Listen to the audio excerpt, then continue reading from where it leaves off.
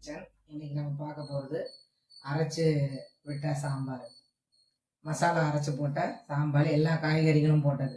இப்போ வந்து முதல்ல ஃப்ரெண்ட்ஸ் நம்ம வந்து 150 கிராம் பருப்பு எடுத்துருக்கோம். அந்த பருப்பை பருப்பு முழுகிற அளவுக்கு தண்ணி ஊற்றிருக்கேன். அதை இப்போ நம்ம வந்து அடுப்பு பற்ற வச்சுப்போம், பருப்பை வேக வச்சுப்போம் முதல்ல. இப்போ அதில் 3 தக்காளி, மீடியம் சைஸ் தக்காளி, 2 மீடியம் சைஸ் பெரிய வெங்காயம்,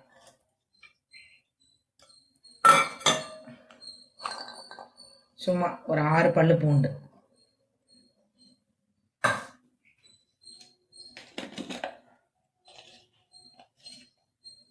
ஒரு 1/2 ஸ்பூன் மஞ்சள்தூள்,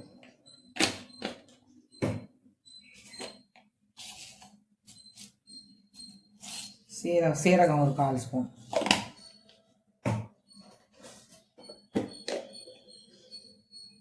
தக்காளிலாம் மசியறதுக்கு 1 ஸ்பூன் உப்பு.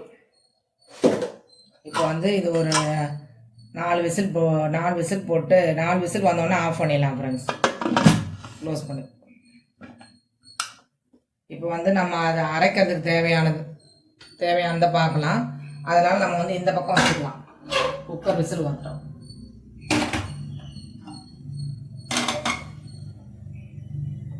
இப்போ ஒரு பேன் எடுத்திருக்கேன் ஃப்ரெண்ட்ஸ்.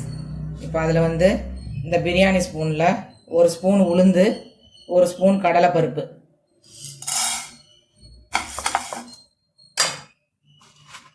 12 காஞ்ச மிளகாய், 1/2 ஸ்பூன், அதே பிரியாணி ஸ்பூனில் 1/2 ஸ்பூன் தனியா எடுத்து வச்சுருக்கேன். 12 காஞ்ச மிளகாய், 180 கிராம் பருப்புக்கு,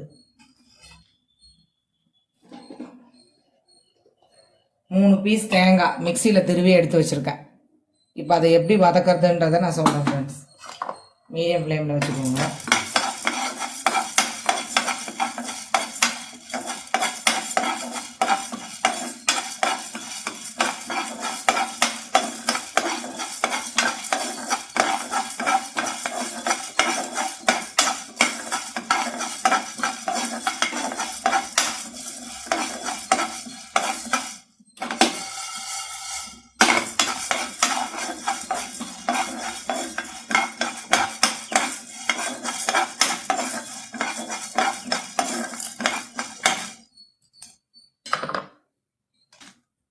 பருப்பெல்லாம் நல்லா ரோஸ்ட் ஆகிடுச்சு ஃப்ரெண்ட்ஸ். இப்போ வந்து அந்த 12 காஞ்ச மிளகாவும் அந்த 1/2 ஸ்பூன் தனியாவையும் போட்டுட்டேன் அந்த ரோஸ்ட் ஆனதுலேயே.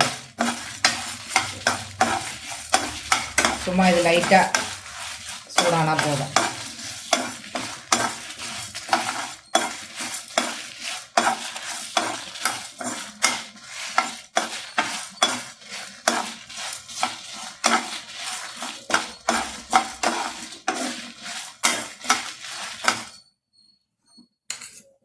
இப்போ இந்த கண்டிஷனில் அந்த தேங்காவை போட்டுருங்க ஃப்ரெண்ட்ஸ்.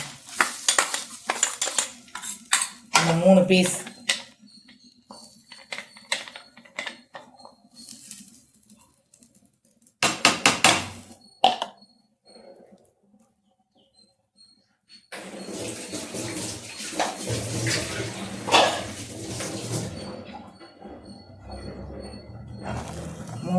தேங்காய் வந்து அந்த தேங்காயோட கலர் நிறம் மாறணும், அது வரைக்கும் அதுலேயே நல்லா வதக்கிக்கோங்க.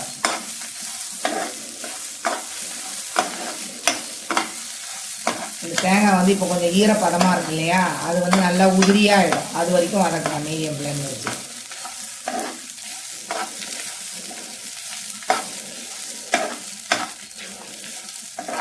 பக்கத்துலேயே இருந்து வதக்குங்க ஃப்ரெண்ட்ஸ், இல்லைன்னா ஒரு மாதிரி அடியில் பிடிச்சிருச்சுன்னா தீஞ்சிடக்கூடாது.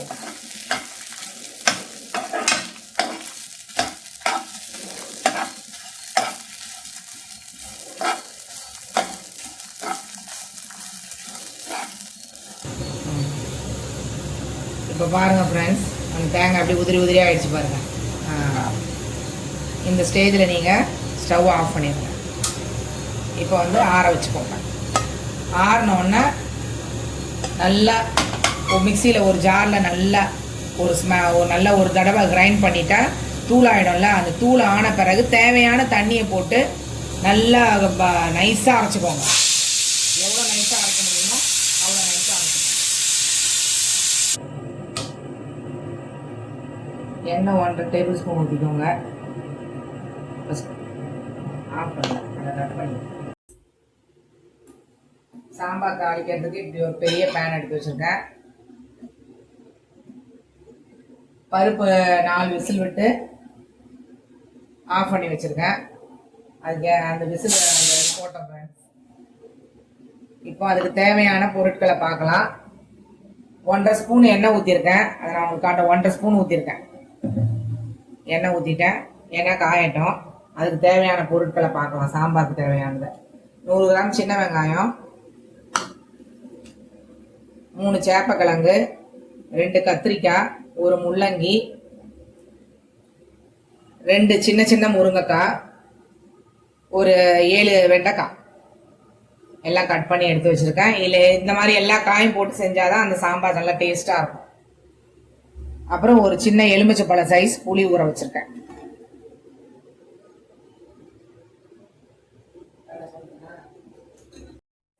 ஃப்ரெண்ட்ஸ், நம்ம ஒரு ஸ்பூன் கடுகு போட்டுக்கலாம். ஒரு பின் சீரகம் போட்டுக்கலாம்.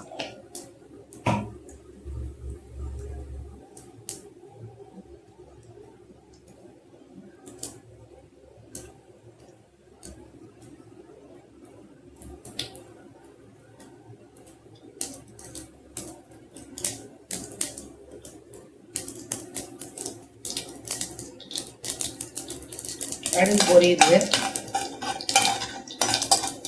கடுகு நல்லா பொரிஞ்சிச்சு ஃப்ரெண்ட்ஸ்.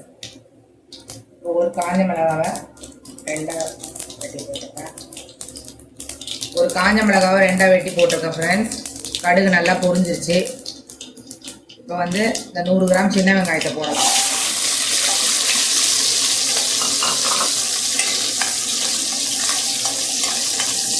சின்ன வெங்காயம் வந்து ரொம்ப வதங்கணும்னு இல்லை ஃப்ரெண்ட்ஸ். இப்போ அதோட நீங்கள் அந்த வெண்டைக்காவை போட்டுக்கோங்க.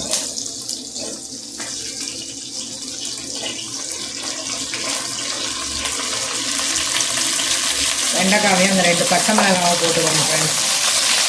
பச்சை மிளகாய் போடாதவங்க ஓகே, பச்சை மிளகாய் போட்டிங்கன்னா நல்லாயிருக்கும்.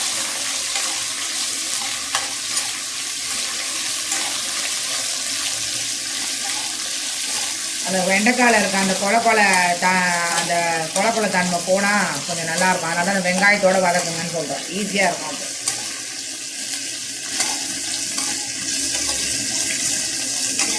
அது ஒரு 5 நிமிஷம் ஃப்ரெண்ட்ஸ்.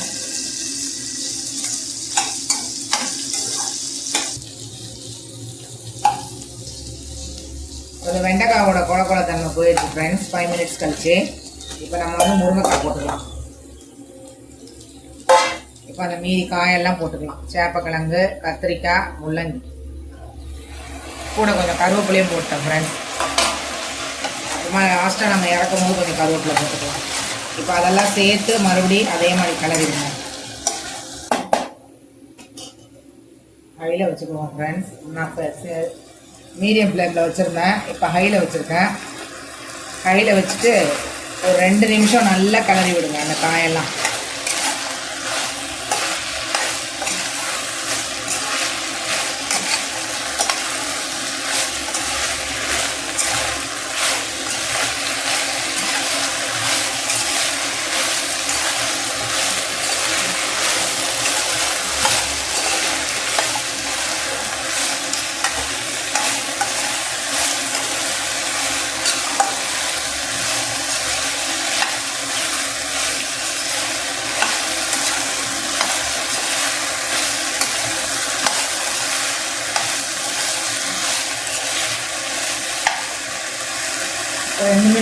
ரெண்டு நிமிஷம் ஆயிடுச்சு ஃப்ரெண்ட்ஸ்.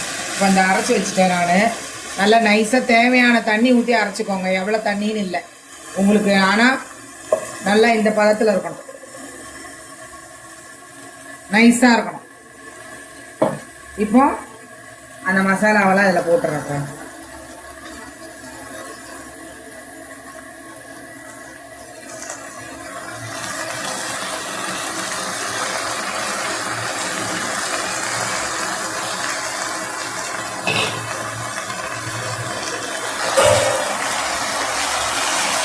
மசாலாவை போட்டோன்னே அந்த மசாலாவோட அந்த காயெல்லாம் மிக்ஸ் பண்ணிக்கோங்க ஃப்ரெண்ட்ஸ். நல்லா கிளறி விட்டுக்கோங்க.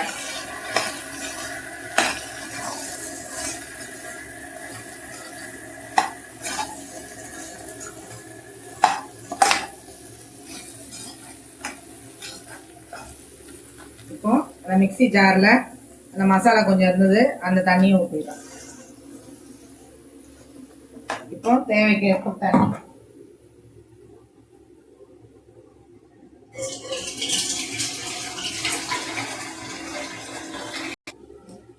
இதில் ஒரு சின்ன சொம்பு ஃப்ரெண்ட்ஸ், அது ஒன்று ஊற்றுறேன்.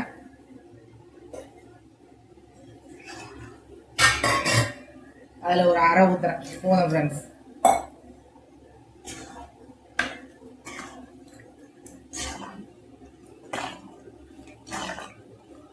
இந்த ஸ்டேஜில் வந்து உப்பு போட்டுக்கோங்க.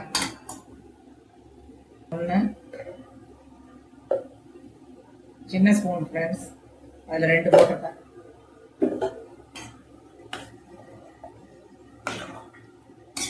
நல்லா கிளறி விட்டுக்கோங்க. இப்போ இது வந்து ஒரு 15 நிமிஷம் வேக விட்டோம் ஃப்ரெண்ட்ஸ்.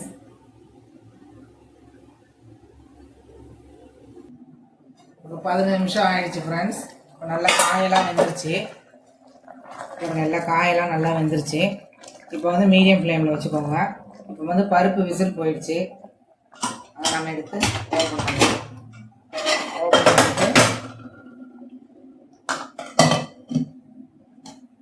தக்காளியெல்லாம் நல்லா மசிச்சுக்கோங்க. சும்மா இப்படி மசிச்சுட்டாலே போதும், கரண்டிலே நல்லா நைஸாக.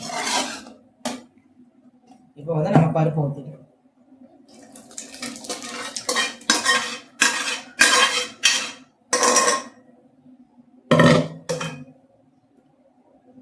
இப்போ வந்து ஹையில் வச்சுக்கோங்க.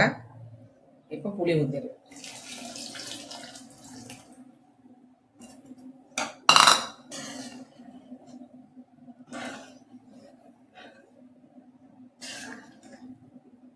திக்கா வேணுன்னா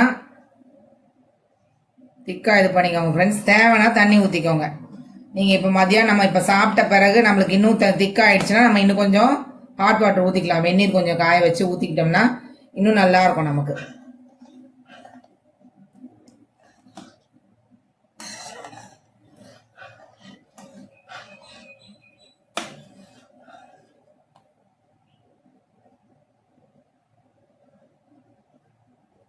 உப்பெல்லாம் கரெக்டாக இருக்குது ஃப்ரெண்ட்ஸ். இப்போ அந்த குக்கரில் கொஞ்சோண்டு தண்ணி ஒண்டி ஊற்ற போகிறோம் ஃப்ரெண்ட்ஸ். கொஞ்சம் பருப்பு இருக்கு, அதில்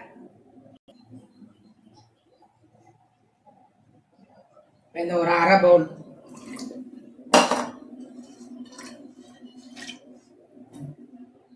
அந்த தண்ணி ஒன்று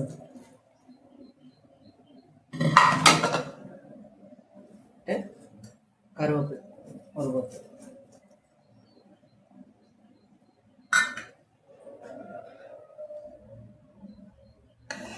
இப்போ இது ஒரு 5 நிமிஷம். ஏன்னா அந்த புளி ஊற்றிருக்கோம் இல்லையா, அந்த பச்சை வாசனை போகிறதுக்கு.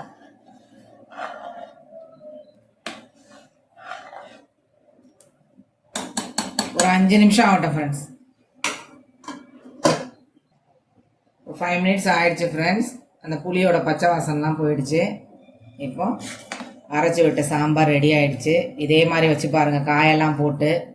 இன்னும் கூட தேவையான அவரைக்காய், கொத்தவரங்காய், பீன்ஸு, இந்த மாதிரி எல்லா காயும் போட்டு செய்யுங்க. நல்ல டேஸ்ட்டாக இருக்கும் சாப்பிட்றதுக்கே. எந்த மசாலாவும் சேர்க்க வேண்டாம். இது இந்த அரைச்சதை ஒண்டி நான் என்ன உங்களுக்கு சொன்னனோ அந்த இன்க்ரீடியன்ட்ஸ் ஒண்டி போடுங்க. சூப்பராக இருக்கும் சாம்பார். இதை பாருங்க, நான் டேஸ்ட் பண்ணியே சொல்கிறேன். சூப்பராக இருக்கும் ஃப்ரெண்ட்ஸ். உங்களுக்கு இது பிடிச்சிருந்தா லைக் பண்ணுங்கள், ஷேர் பண்ணுங்கள், கமெண்ட் பண்ணுங்கள், சப்ஸ்கிரைப் பண்ணுங்கள். Thank you friends.